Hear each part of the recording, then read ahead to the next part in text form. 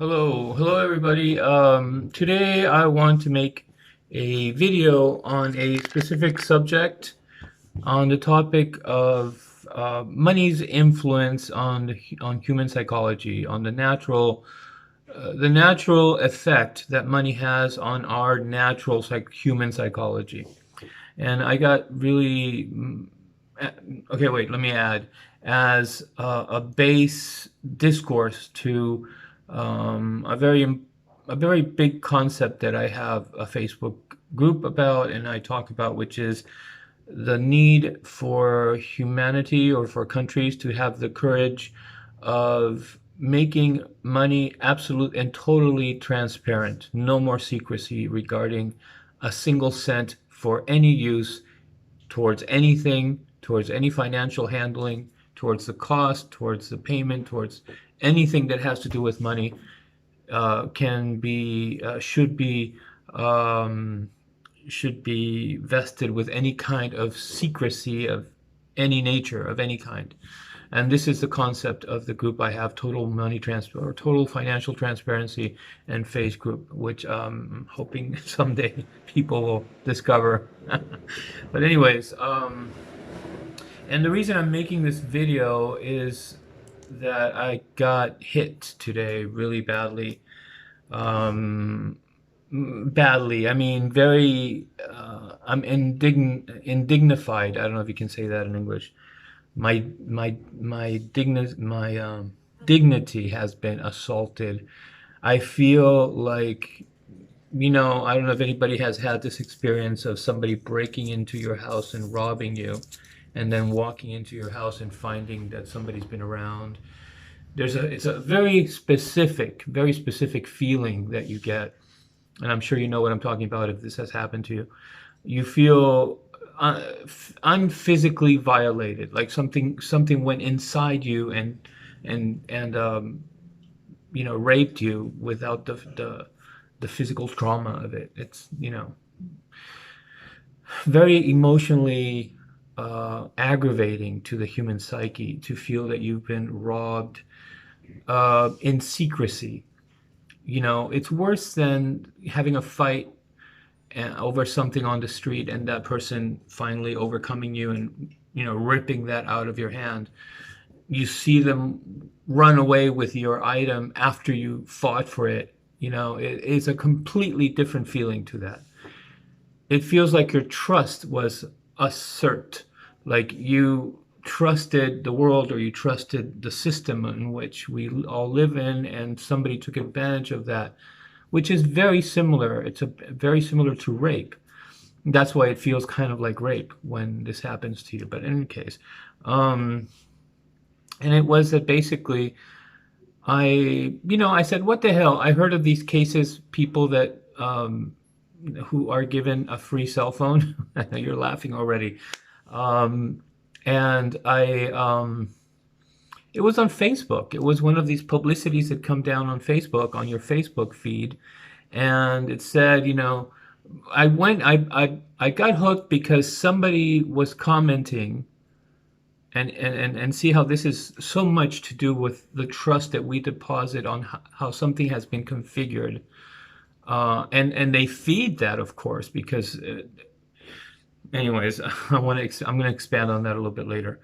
It said, the guy in the comment said, this is really true. I know of somebody, it didn't happen to, he doesn't say it happened to me. He says he wrote something very well written to appeal to your trust, which is, I know if this happened to a few of my friends, to a friend of mine or something like that, and they actually want a brand new cell phone. All you got to do is, and when you go to that site that the guy recommends, also the first thing is that you're surprised by having to pay for €1 or yeah, euro 95.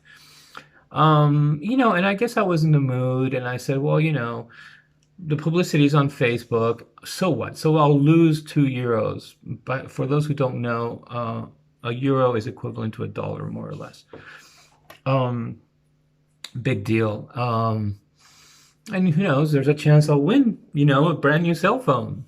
And I've been complaining about how I got cheated with my camera. Also, at the, I didn't get a good camera, although I asked the salesperson to make sure that.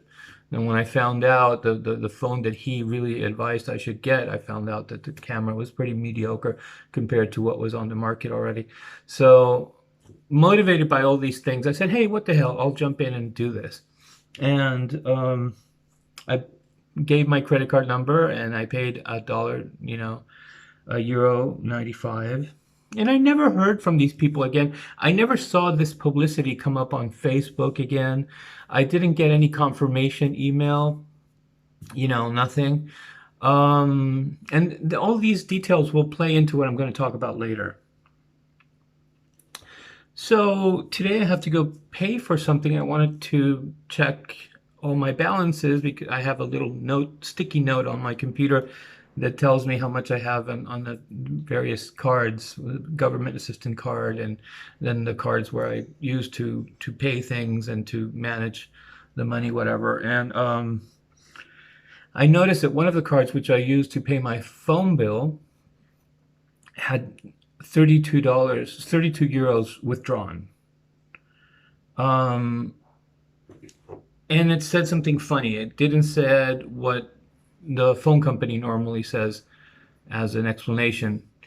Also, for example, if you control, here the banks are, the post office handles bank accounts, and it sort of functions like a people's bank. It supposedly has the lowest fees and the simplest systems and what have you. And so a lot of people use the post office as a banking system, and they have cards, different levels of credit cards and pre-deposit cards and so forth. So I opened their site and look where it says what the transaction is about. And of course, it's like basic Chinese. It has these codes, some company that represents the transaction. It doesn't say directly for what item and what company directly benefited from that withdrawal. It has some kind of strange explanation. But I saw it was clearly not something I was anticipating. And it also said below it, the same company, a euro 95. So clearly it was the same organization that made the publicity and had me pay a euro 95, and then withdrew 35 euros without ever anticipating that in any way. And I have no idea what it's for. I have no idea what they took 35. There wasn't anything in the publicity that said, you got to purchase something and then you'll enter a lottery to win the cell phone. Nothing at all. And here I am. If I go to the bank, they won't have any information. If I go to the post office, they won't have any information. I called a phone number because the post office, the page had a phone number and a company name, and I did a search on Google for that company name, and I got the front page of a company that had basically just a little search box that said, what is the transaction that you're looking information for? And I entered some numbers that I found on my bank receipt and the name of a company and then the name of a product, and I tried a couple of searches, and all it did was offer me a box that I could check if I wanted to for that company to no longer be responsible for any payments made to anybody else.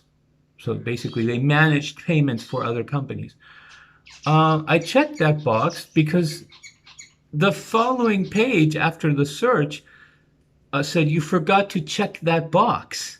I wasn't interested in them ending any kind of payment management yet.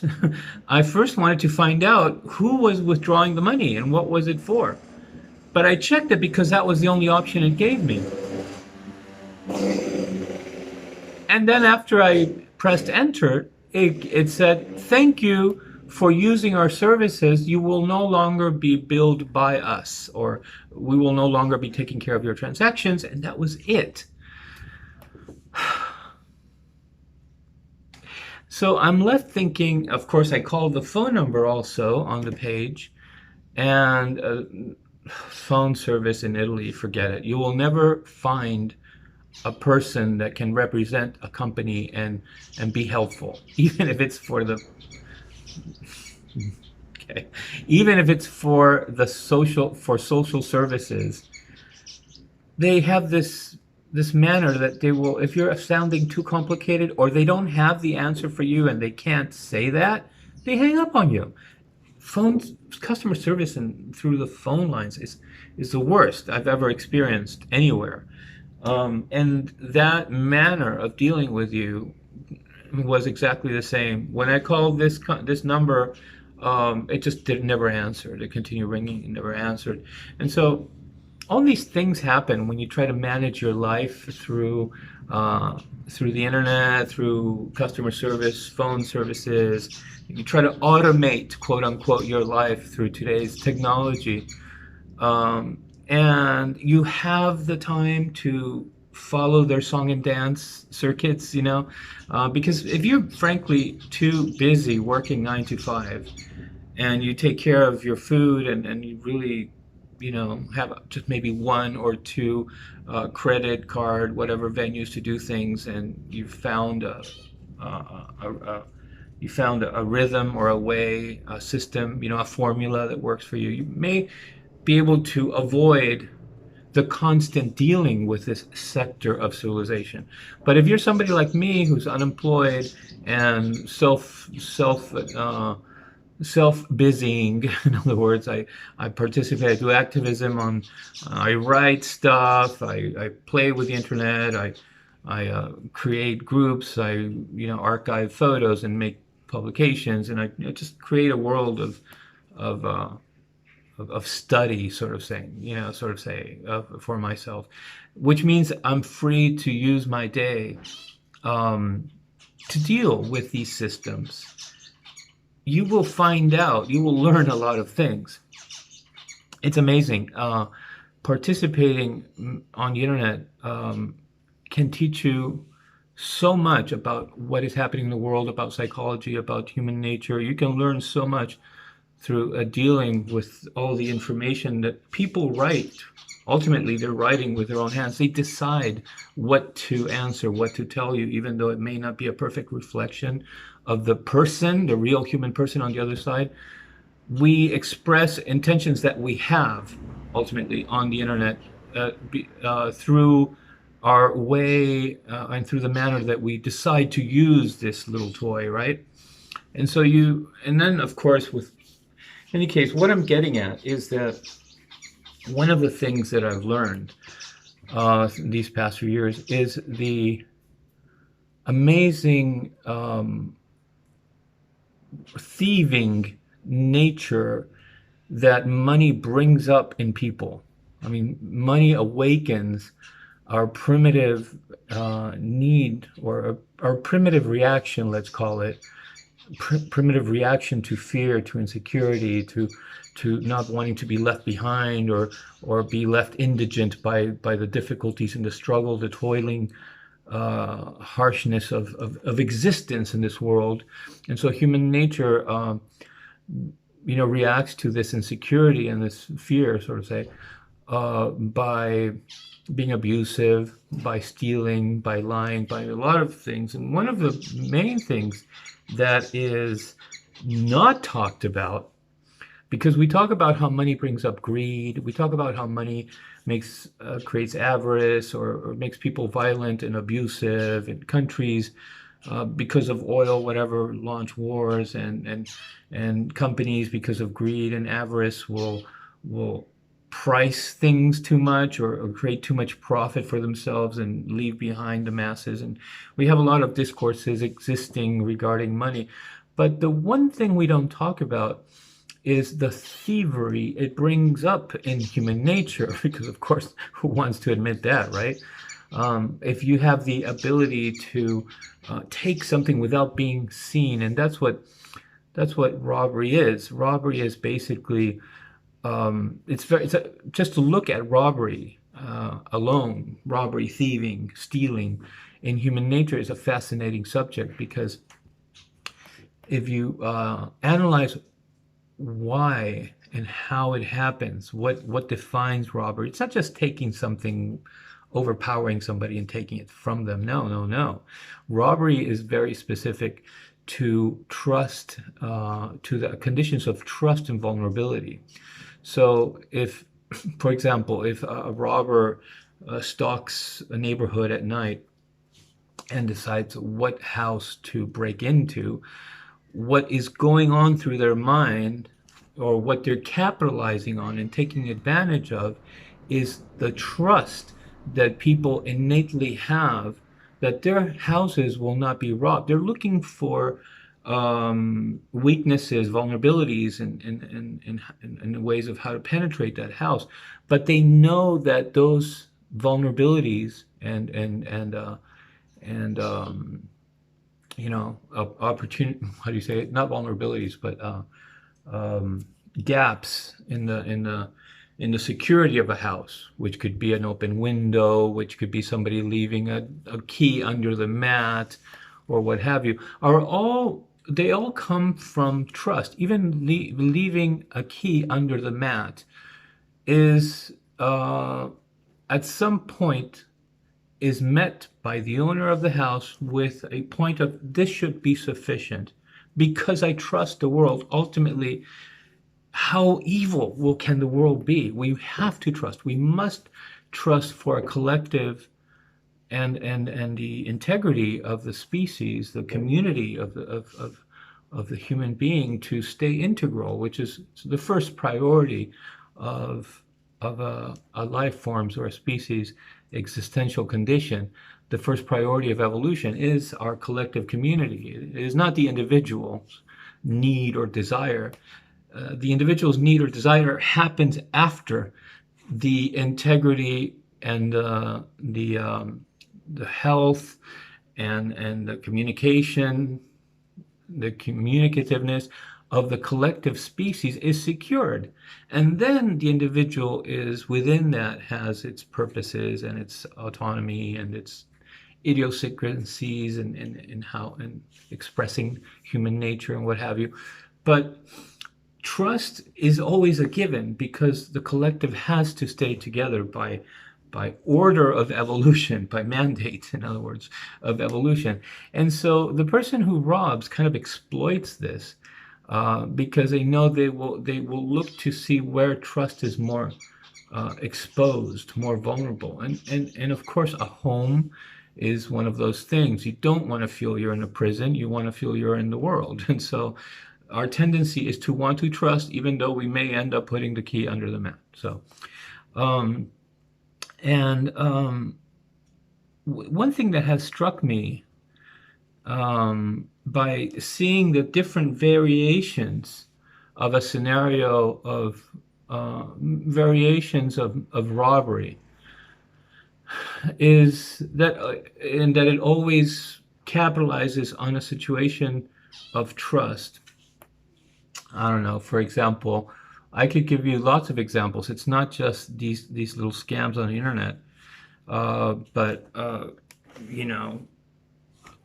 for example, modern warfare, it is not really characterized, maybe at some point in ancient history, prevailing description of war was when one country just wanted to run over and take another one over and, have everything that they had, conquer them and assimilate them or kill them all or what have you. And so war was generated by a need to defend and protect, to survive.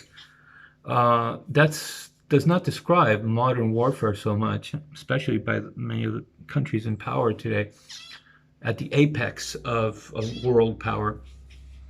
It has to do more with seizing an opportunity, a vulnerable opportunity, being able to dominate, control, manipulate vulnerable situation, pressure, and install devices or instruments or figures in politics and government that will be conducive to managing that country in favor of the powerful country's system of government or economic system.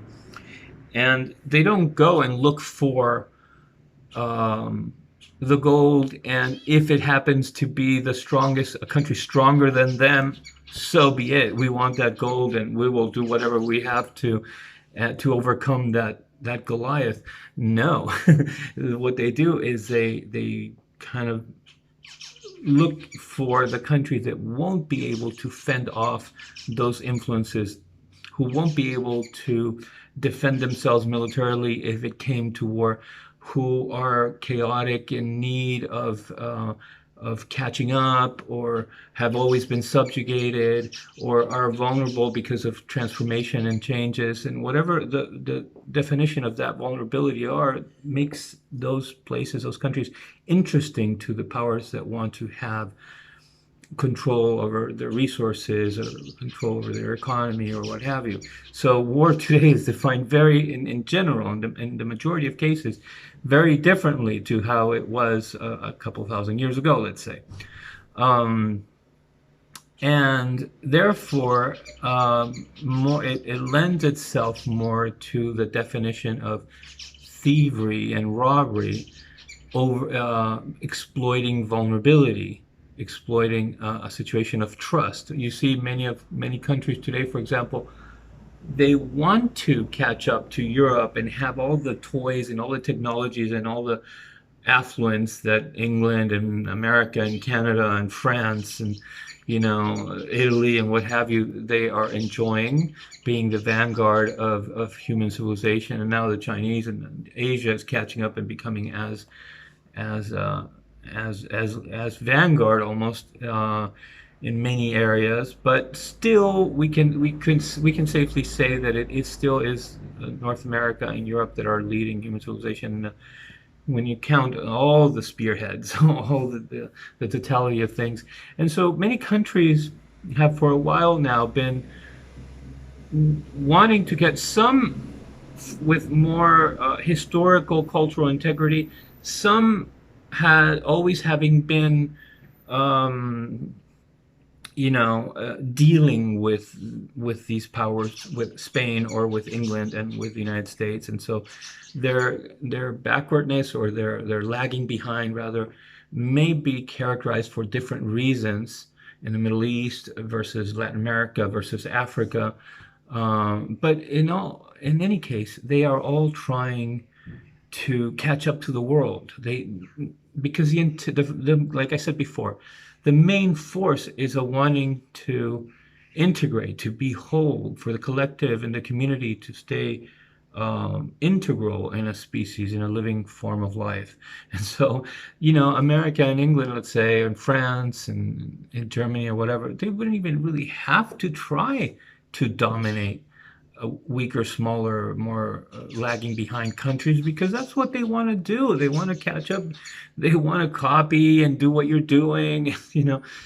This is the irony of it. But still, they want to control and dominate how those countries develop and what they do for their own, towards their own future and destiny. Um, so what am I getting at? That one of the, when we talk about the abuse of, or the power of money over the human psychology, and how it has always been the root of all evils, we say typically, we never really elaborate on why, and therefore we never really have been able to produce the ultimate prescription that would solve this instability, this excess and abuse, to a prescription that would foster stability.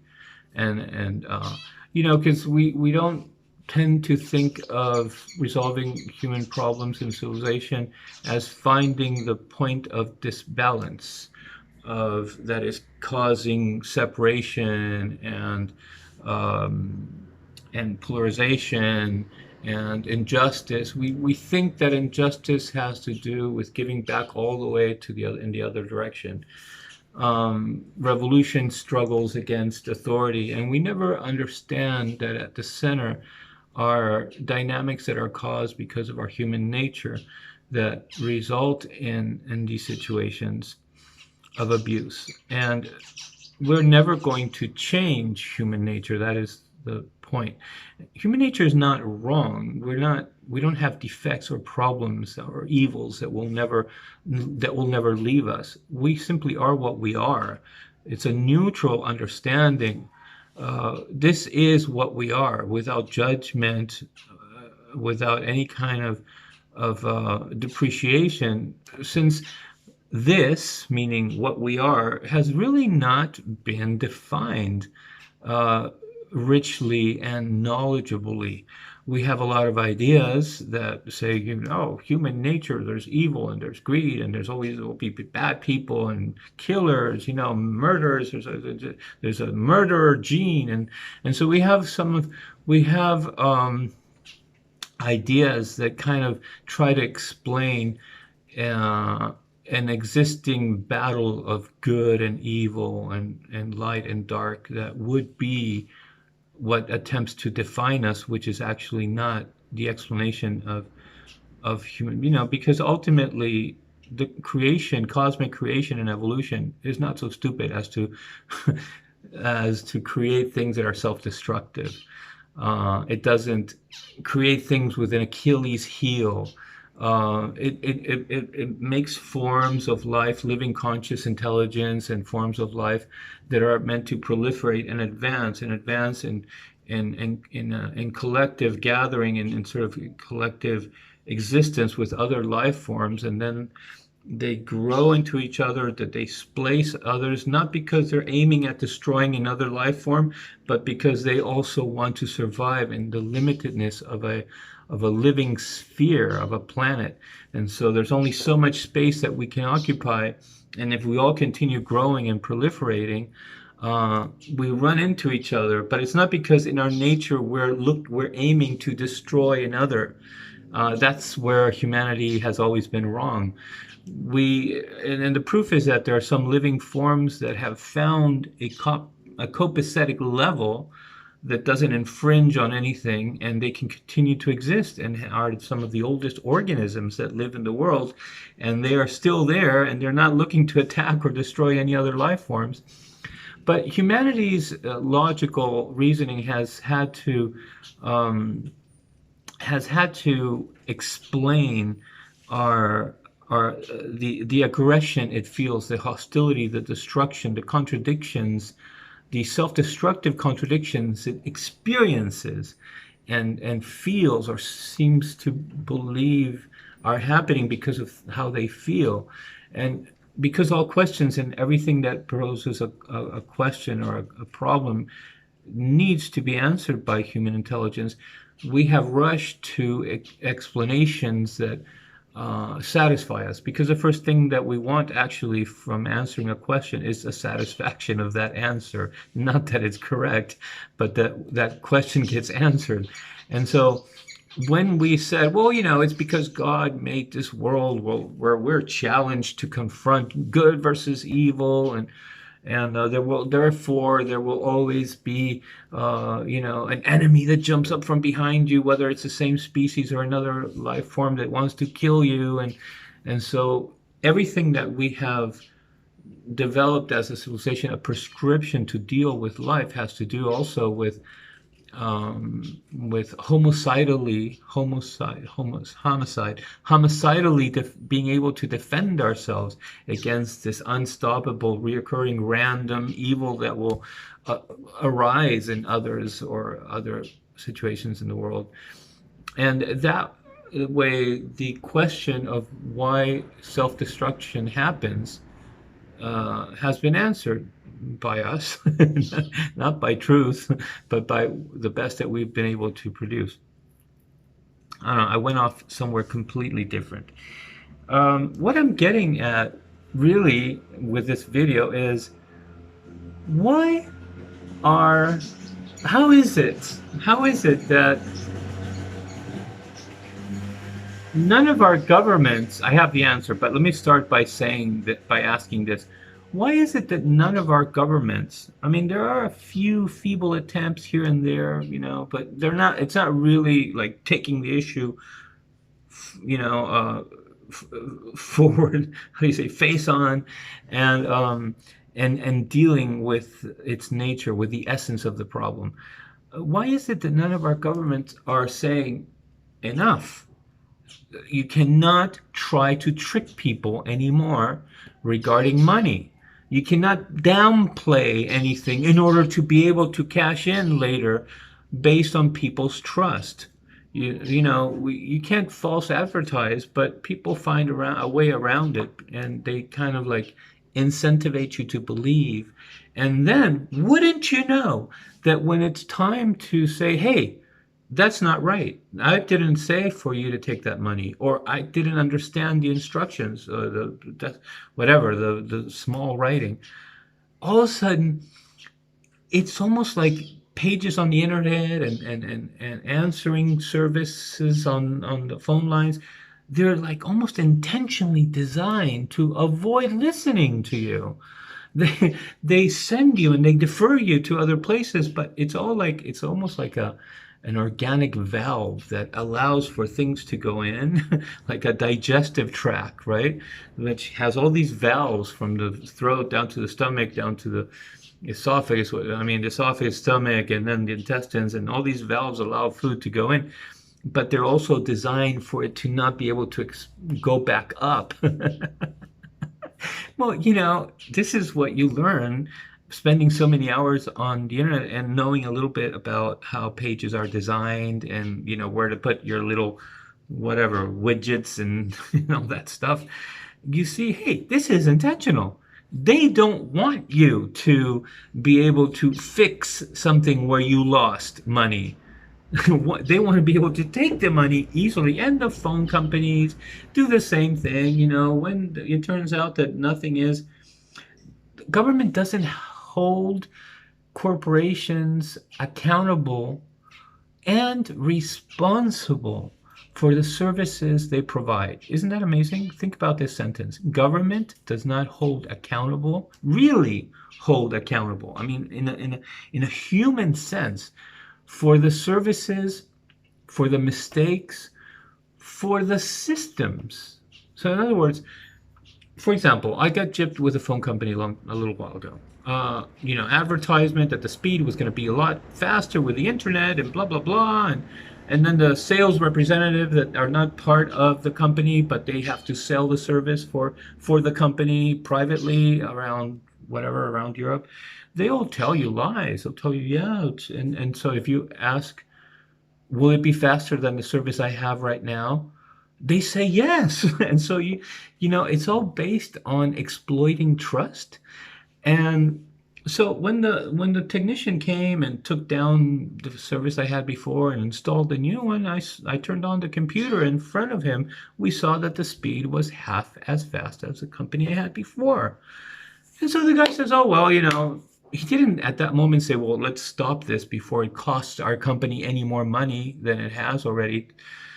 Because the only thing they're thinking about is profit. And so the guy says, you're going to have to tomorrow send a registered letter right away and say that you don't want the services. So I immediately disconnected the service. I plugged back in the other phone company that was still active. And I never used their services. Well, not only did they keep the 55 euros that they wanted before they even sent the technician over, but they're now still billing me for another 27 euros because of whatever fees. And you come to think about it, wait a second, so they want me to pay 81 euros for a company ultimately I did not use them. It's not just about me. I did not make them expend any costs other than what they assume they must expend in order to make their company work, which is to pay employees and send out technicians. But I did not use and use the benefit and expend their services towards my benefit for more than 15 minutes. Just the time to have that guy see with me that the speed was not what I thought it was going to be.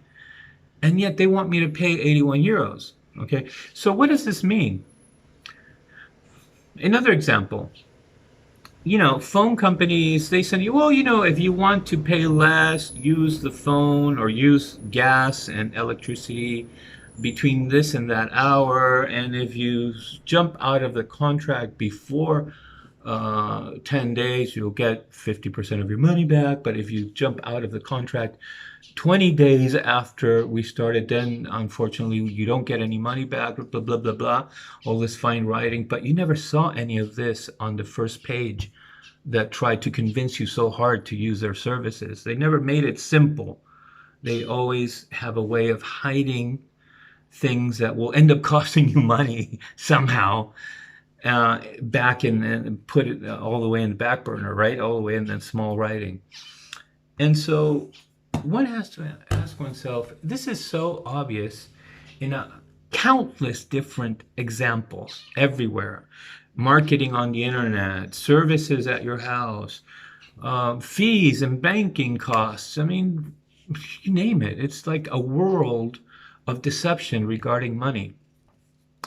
And the people who are quote unquote robbing, because like I defined before, taking advantage of somebody's trust in order to gain money without them, or benefit, or capital or what have you, without them anticipating any kind of need to defend or stop the action. In other words, taking advantage of people's trust is the basis of robbery, of thievery. This is actually what particularly defines robbery. Why do, like, when you think of robbery, you don't think of somebody violently attack. Yeah, you have muggings on the street. That's a mugging. That's a violent assault, a physical assault. Robbery is different. Robbery is a subtle, quiet thing. It's more akin to the example of the robber breaking into the house when nobody's, of an embezzlement, famous cases of embezzlers that, are in prison now or have taken their lives because they were caught. This is the actual fascinating, true definition of robbery. And as such, we can define so many places right now where the populations of entire countries are being robbed by the phone company, by services, by the,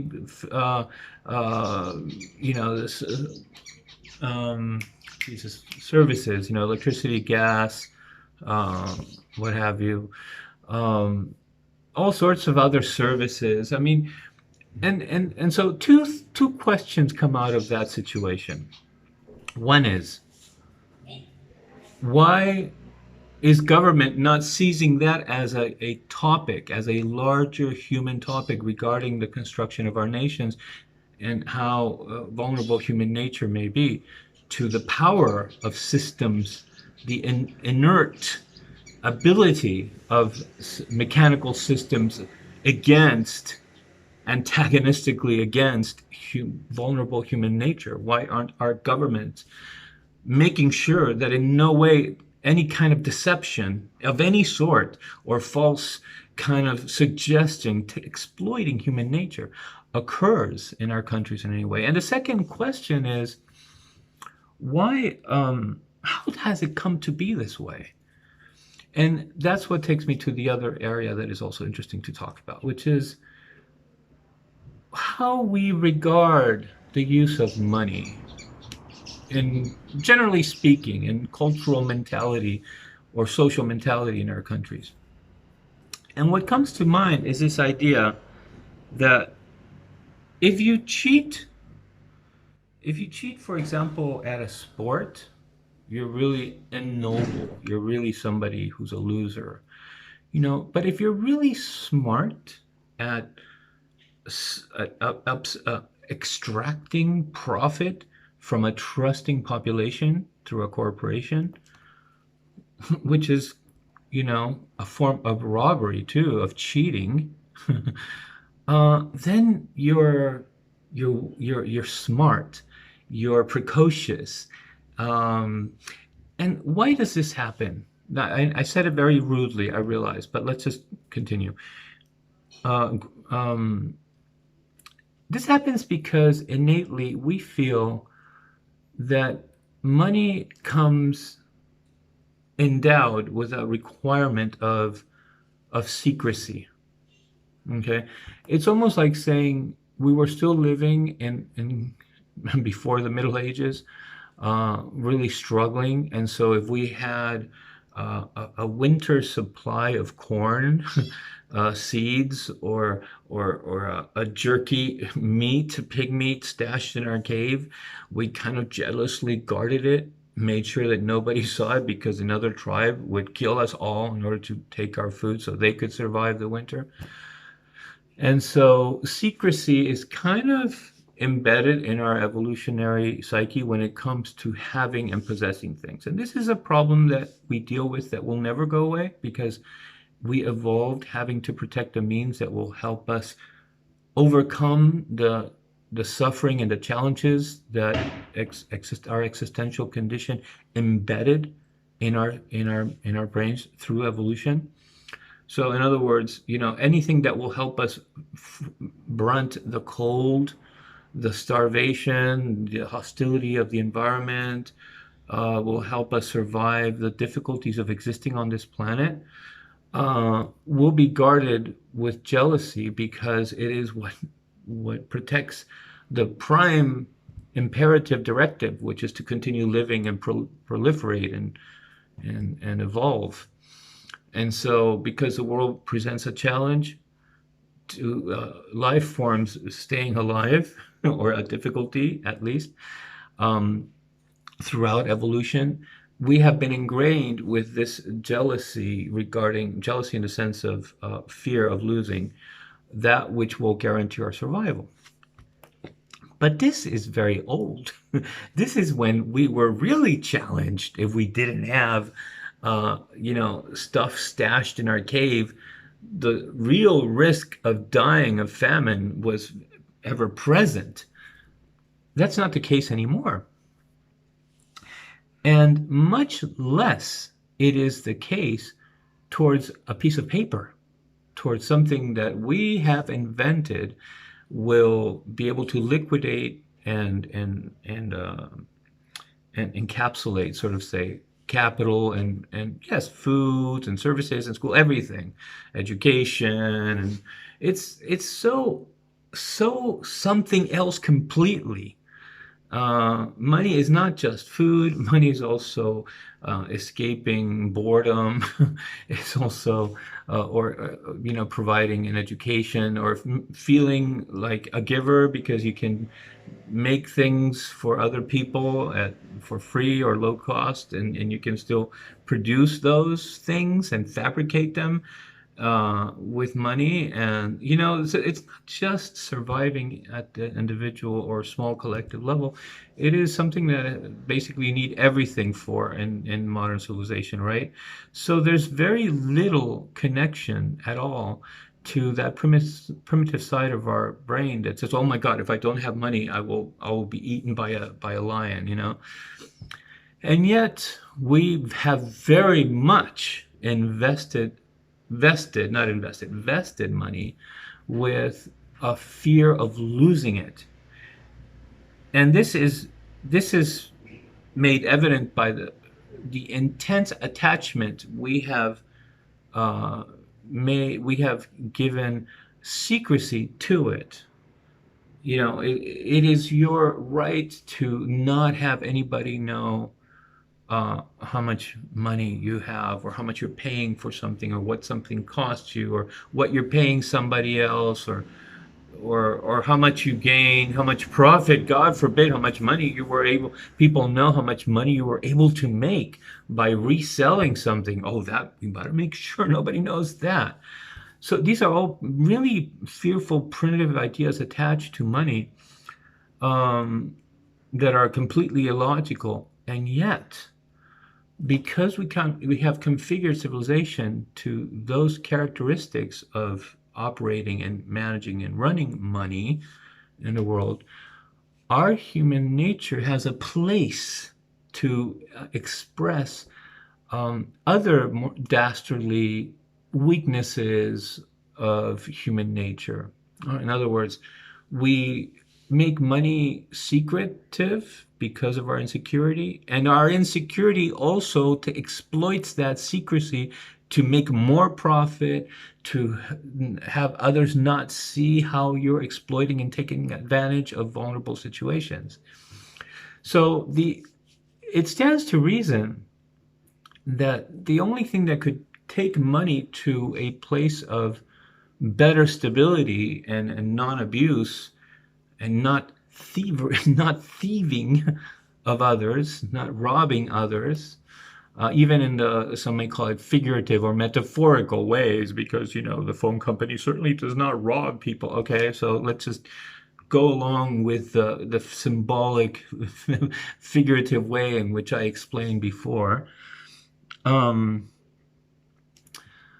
Would be to make money unsecretable. In other words, completely rip the clothes off and leave it naked, completely naked. No way of making a single cent secretive in any capacity, in any bank, in any transaction, in any cost, in anything. Anybody can just pick up the phone or open up computer and see where every single dollar is and what anything or everyone has spent it on in what way, and where that bill is traveling around the world. One idea is to have like a chip, basically a identifiable GPS nano chip in every bill, which would not, money already they're putting all sorts of filaments and stuff in it. A lot of design for escaping money, false, fake money being produced. I mean, they could put something that basically just gives the GPS its location and nothing else. Actually, they wouldn't even have to bother so much in not making it counterfeit it anymore if you were able to locate it, because there would only be one bill produced for that bill. And by being able to locate it, you will always know that it is that bill. It is not another one that was made out of it. So by making every single cent locatable and absolutely not secretive in any way, already I can see people wanting to, murder me. I hope he dies soon.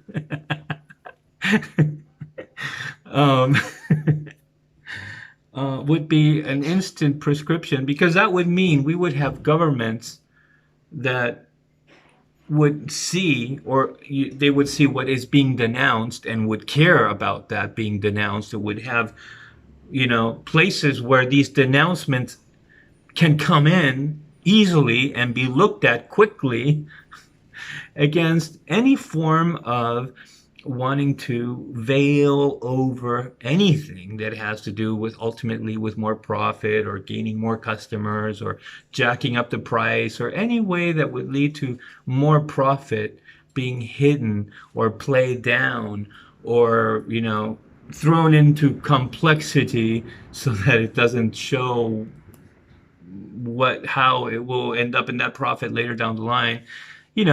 Being able to, these things being easily, in other words, the government eager to see where in any way people are trying to make secret or veil profit, because the government now understands that it is our natural human tendency that we'll never get rid of, to want to exploit situations of vulnerability, to compete, rob, whatever,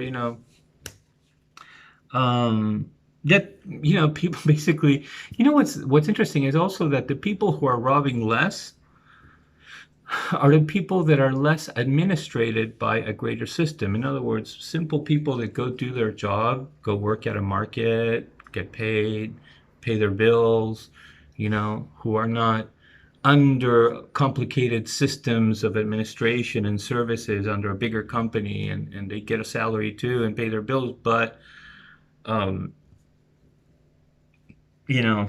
guess those people too, but in any case, these are the people that are suffering more robbery than more. It's incredible.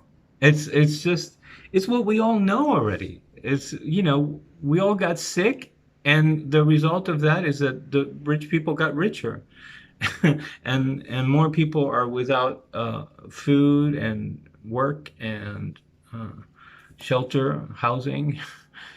And what do we need to do to have administrative bodies or governments that actually take care and protect ourselves, protect us against our own human nature? This is the most important thing that humanity can attempt to conquer, is understanding ourselves and what we will do regardless of the conditions or how we have set up civilization or any kind of system of administration. Our nature will have certain tendencies that will forever be, and it's not evil, it's just simply the way that we can define how evolution shaped our capacity to survive. It's not that we will kill anybody. It's not that we want to take from others. These are wrong ideas. These are ideas, these are the first preliminary ideas that we care to answer through stories and questions. And so now we have established that some people are evil and that bad things will always happen and somebody will always want to kill or rob. No, there are tendencies that occur because of how evolution needed us to be in order to survive. And there are only tendencies. And among all those tendencies is the primary one that wants to see us live collectively happy together.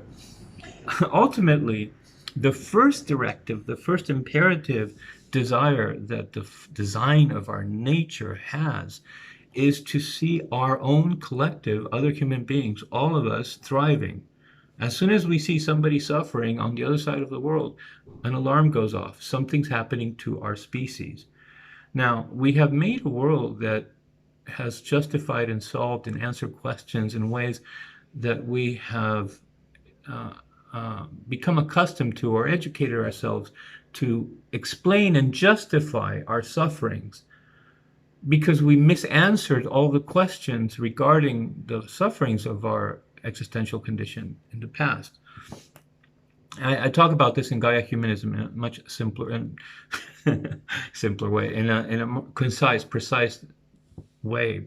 But in any case, if what we understood was what our human nature tendencies are, given the circumstances and conditions around it, we would care more to design circumstances and conditions of our civilization that will enhance our prime desire, which is for everybody to be collectively happy and the society healthy and integrated, integral community and what have you, and present less circumstances and conditions for the other parts of our nature, which is, oh my God, they're going to take that safety, that away. They're going to take away the ability of to not suffer, and that will get less nurtured, less affirmed, less justified.